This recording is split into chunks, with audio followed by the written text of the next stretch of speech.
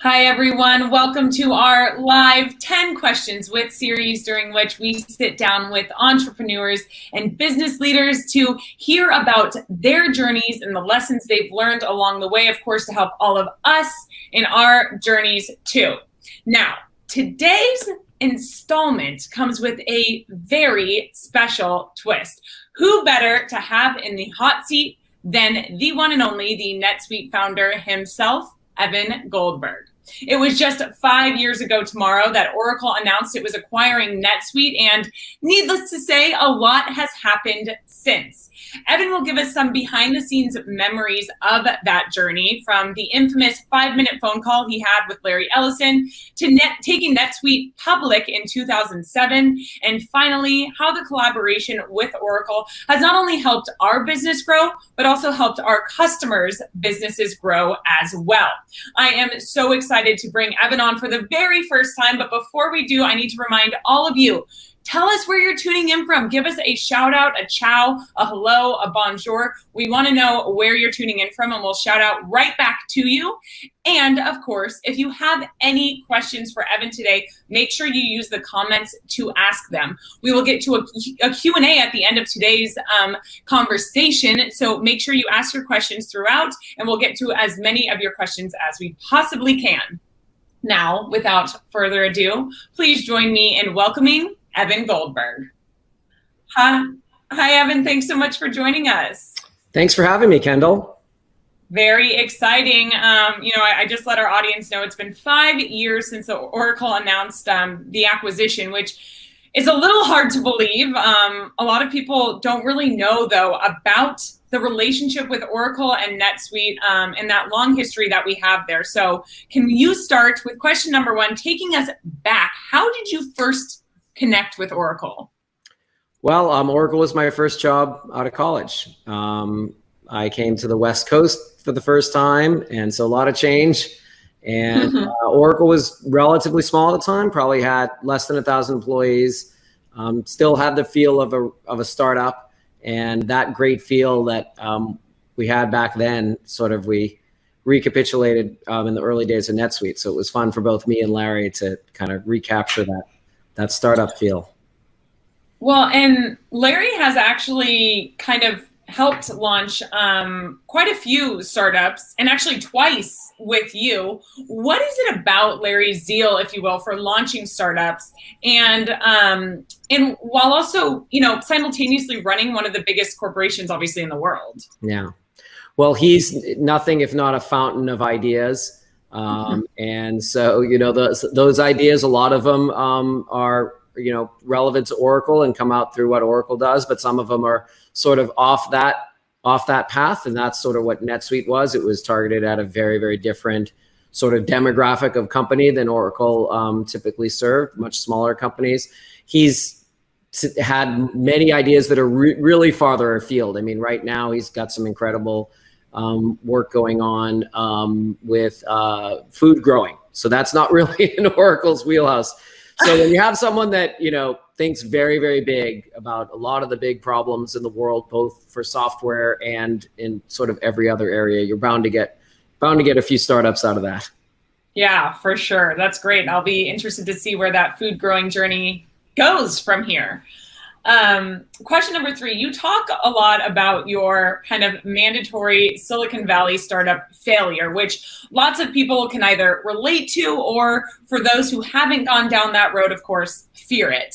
What scars do you have from that experience that you still carry around and that fuel you and keep you successful today? Yeah. Well, it's obviously not mandatory. We know the legendary success of some entrepreneurs that have not experienced that.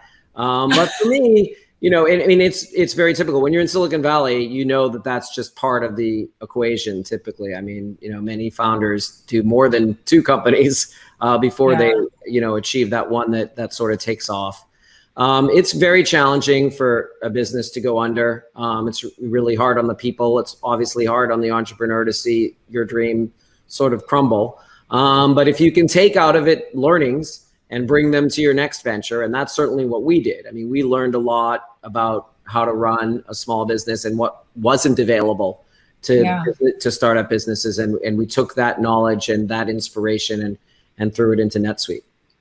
Which is incredible. And by the way, I think if people are saying they haven't experienced a failure, maybe they haven't experienced a failure with a business, but there's something that they've learned along the way, right? Or else what's motivating them? I mean, there are lots of little failures along the way in any business, for sure. Yes, and that's ups and downs. As long as you kind of keep moving, zig and zag, but ultimately are getting towards your goal, that's okay. Right. Following that North Star, as we say. Question number 4, moving into our acquisition. Why was the acquisition an important move for both NetSuite and Oracle in 2016? Yeah. Well, we sort of incubated cloud ERP and sort of business, core business software run as a service in the cloud. And we did that. That was an uphill battle for us. We fought a lot of skepticism. It was very early. I mean, we were really the first cloud business software company. And so, we sort of tackled and climbed up that mountain. And so it was, at that point, Oracle had developed similar applications for very large companies. So cloud ERP for large enterprises. So we were the leader in cloud ERP for sort of smaller, fast-growing, emerging companies as they grow to be big companies. And Oracle was rapidly becoming the leader for enterprises for cloud ERP. So it made sense that, together we could share our knowledge and be in both, sort of be more successful in both spheres. Yeah, absolutely. We like to provide advice for our viewers who are tuning in, a lot of whom are first-time business leaders or entrepreneurs. So for those business leaders who are considering a merger, maybe what questions do they need to ask in the decision-making process? Well, obviously there's the fiduciary questions that you have to ask and the pure sort of mercenary financial questions. Is this the right thing from a financial and from our investors' perspective?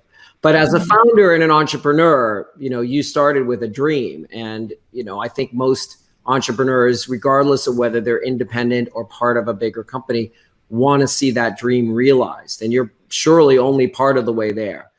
So will this accelerate your progress towards that North Star that we talk about, or will it divert you? And that really comes down to, is there a concordance of interests? Is there's never going to be perfect alignment between the acquirer and the acquiree, but is there enough alignment that you can continue and get even more momentum by utilizing the resources of the larger company, the reach of the larger company, the focus that can actually come when you're not, if you're a public company, it's a big difference being, and you see that transition going from a private to a public company. When you go back to you're still maybe part of a public company, but you actually have more degrees of freedom to innovate in some cases because you're not as focused on that quarter by quarter, kind of grind of making sure you can announce great results. And that the larger company can shield you. So there's a lot of ways in which you can have an alignment of interest that will let you potentially think more long-term and get ultimately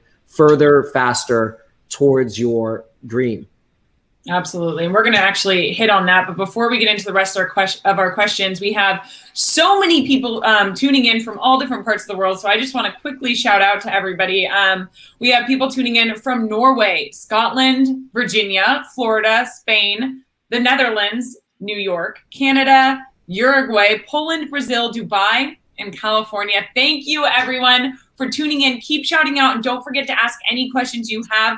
Leave them in the comments, and we'll get to just as many as we can at the end of our conversation. Now, right back to it, Evan. Question number 6. How do you define a successful acquisition?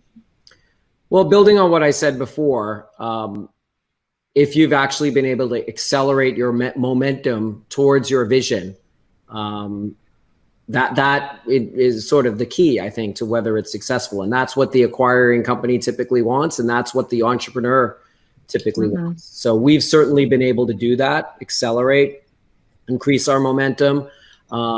there's a lot of strategies for the acquiring company that I think Oracle engaged in that helped that happen. I mean, certainly some people may define successful differently, that they, got their pot of gold and then they can get out, and entrepreneurs may want to move on to a new thing that may be successful for them. But I think if you look in the big picture for all the stakeholders, you want to see the great work that the company, that the acquiree has done as an independent company only get better. Yeah. And that's not, we were chatting a little bit before we hit go live here, and, NetSuite you guys didn't found NetSuite to be acquired. You were in it for the long run.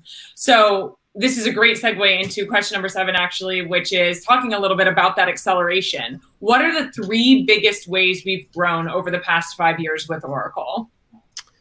Yeah, well, I mean, as I said, sometimes you can actually increase your focus when you become part of a larger company, because you're not beholden necessarily to every quarter showing this particular results, and you can think in some cases longer term. And I think we've thought longer term as we become part of Oracle at how we can focus on, really get back to our roots, and those fast growing companies that are sort of outgrowing their initial accounting package, and things are getting more complex and they're losing visibility and control over their organization. Those companies, a lot of them are hyper growth companies with big ambitions, big dreams.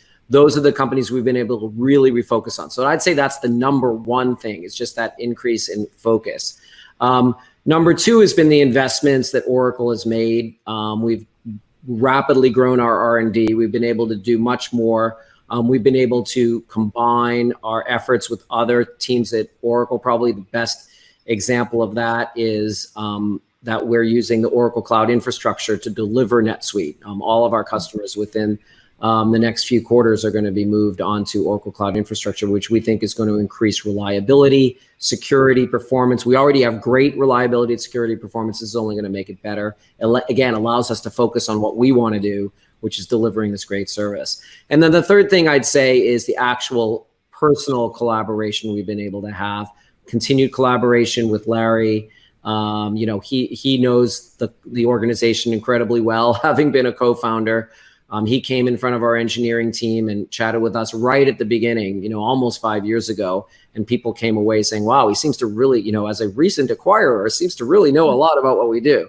So that collaboration with him and with the team at Oracle, for all, not just at the executive level, but really all over the organization, has been a huge asset.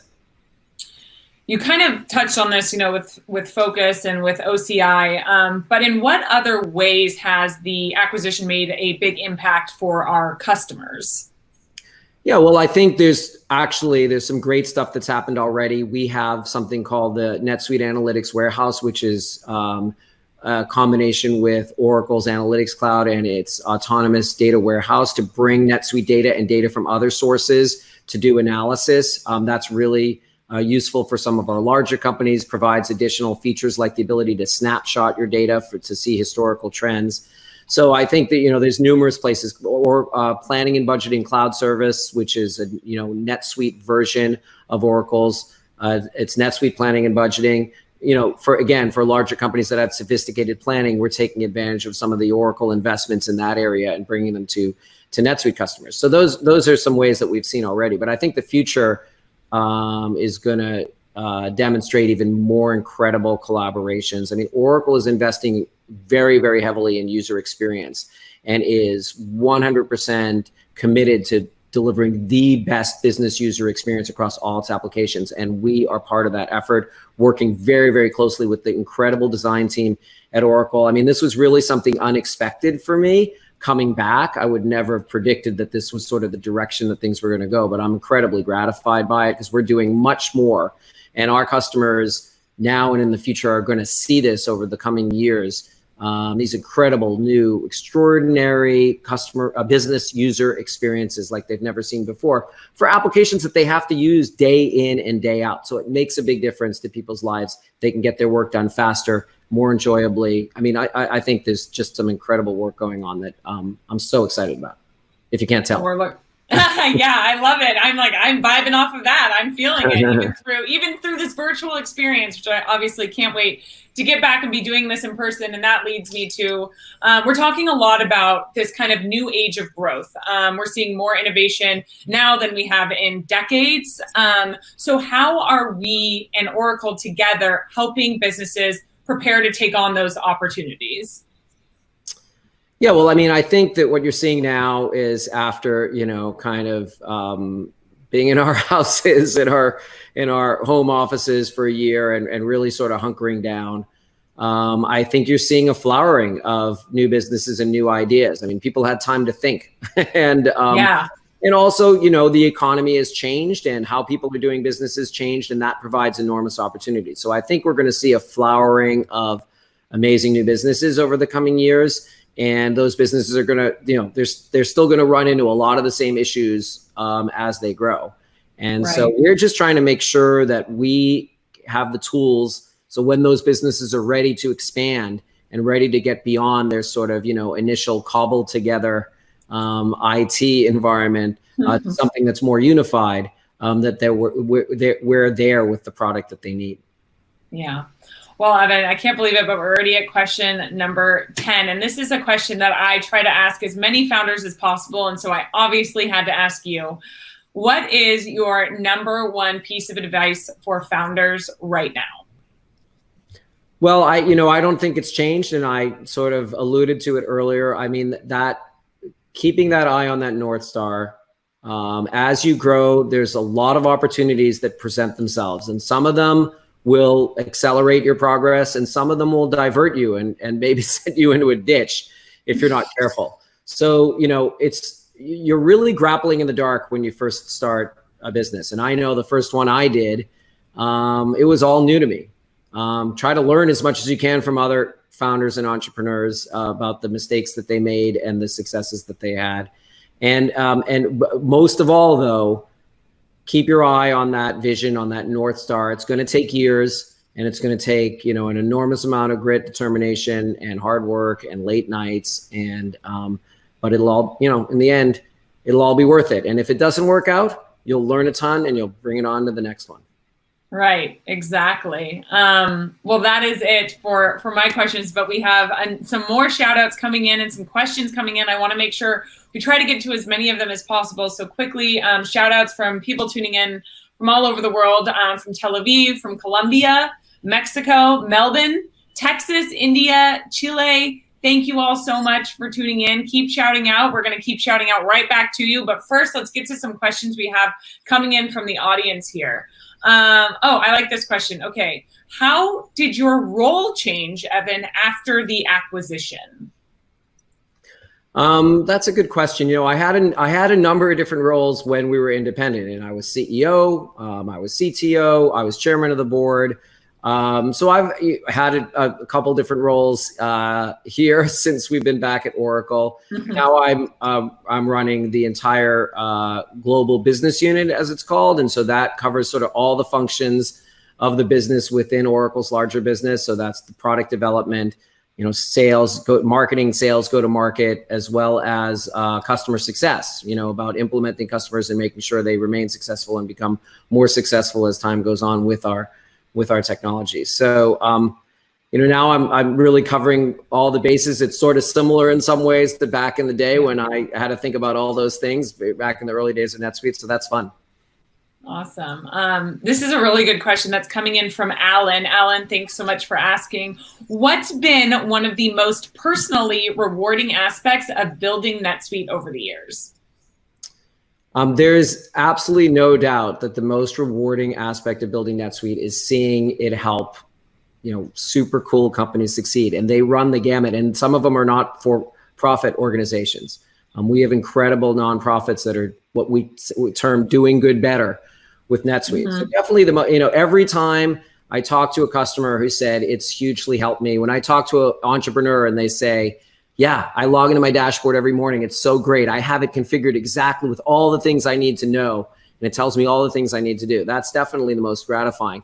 My wife runs the company and she runs it on NetSuite. So it's gratifying to see that, work out for her. I get to see it close hand, and I get to sit in the role of customer success manager, so I get a lot of close-up view. But really, it's just the individual businesses and seeing what they're doing, and their visions, accomplishing their dreams, and we're just a part of it. I mean, they do it. We're just there to kind of eliminate some of the hassles and roadblocks and things that are preventing you from being successful. But at the end of the day, as an entrepreneur, it's you and your team and their hard work and your great ideas that make a company successful. And I love seeing that. Absolutely. Coming in here, I hope I'm pronouncing your name right, but from Surabhi, what tips can you give young entrepreneurs who have not been successful and easily get demotivated?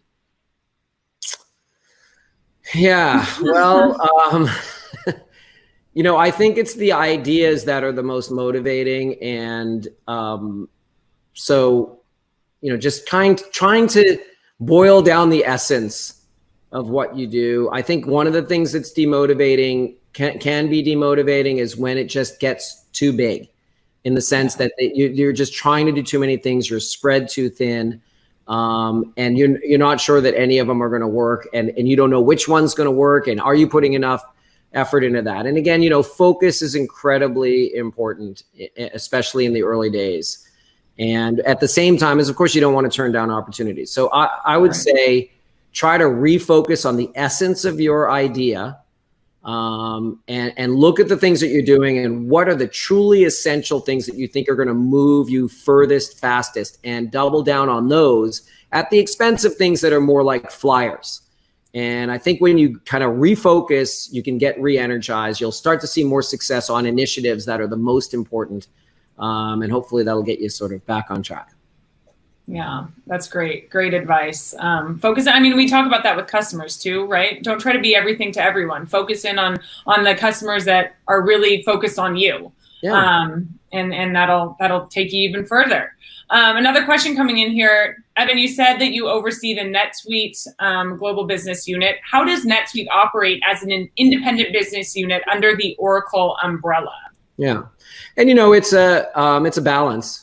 Because we don't want to be so independent that we're not connecting with and taking advantage of all the other great things that are going on at Oracle. At the same time, we are different. We target a sort of different, as I said, demographic of company, and we have to do things differently in some areas to really successfully reach those customers and make them as successful as possible.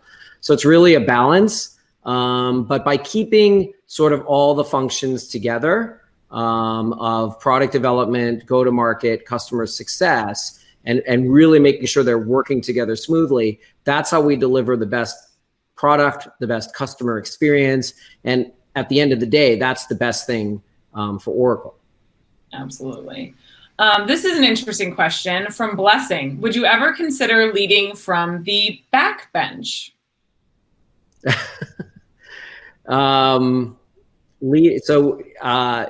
I don't know what that means. Okay. I'm wondering if that means leading, not so much, being as involved as you are right now in NetSuite, but maybe being like on the board or kind of overseeing a little bit more from a distance. Yeah, well, I think, one way you could interpret that is that every leader should be leading. Well, you have to sit in the shoes of everybody within your organization. And I get involved in a ton of design meetings, for example, as just a sort of, another participant. And just working with the team and collaborating at that level, at the very kind of basic level of designing the product, gives you insights that you just don't get when you're pontificating, as I am now, or meeting about just high level strategy and high level financial goals and things like that. So, I would say that, great leadership involves stepping into the shoes of many different functions within your organization, really trying to understand them. You'll never fully, you try to, it's just about empathy and, understanding the issues and the concerns and the problems that your employees go through. That's important for every single leader, I think. And you read, if you read military history, you know that the great generals would do that. And they would get in there with with the privates and the draftees and like, you know, mix it up. And, you know, that was part of their success. And I'm not doing a comparison to what we do to military or whatever, but every leader needs to be empathetic to every single person at every single part of your organization. And the only way you can do that is by connecting with them. And in a lot of these interviews that we've had with our own customers, this theme of empathy comes up every single time. And that is one of the, especially after the past year and a half we've had, so many leaders are saying their number one piece of advice is to be empathetic and to really understand what everybody in your, you know, organization is going through and doing and how they're doing it. Maybe not to fully understand it, but to at least see it and kind of have something to reference. So love that. Absolutely. We only have a few more minutes here, so I'm going to end on a bang. And this one is from Julia. Are you looking forward to Sweet World? That's an easy one. I'm sure you and I agree on this one, Kendall. It's going to be great to be in person again. And, you know, we've had some really great events virtually, and I think the learnings we've had from that are going to inform how we do Sweet World and make it more accessible to people that maybe can't get there in person. But gosh, I'm just so excited to connect with customers, with our partners, obviously with people all over our organization in person. And so it's going to be great. It is. We have some amazing things planned for all of you. We will leave a link to Sweet World registration in the comments. So if anybody has not yet registered, it's open. So you better do so now. And with that, Evan, thank you so much for joining us today. This was so fun. I hope we get to have you back on again soon. Anytime, Kendall. It's great fun. Awesome. Well, as always, a big thanks to all of you for tuning in as well. We will be back in a couple weeks to kick off Black Business Month. So make sure you stay tuned. We will be doing that on August 12th. So we'll see you there. That is a Thursday, and we can't wait to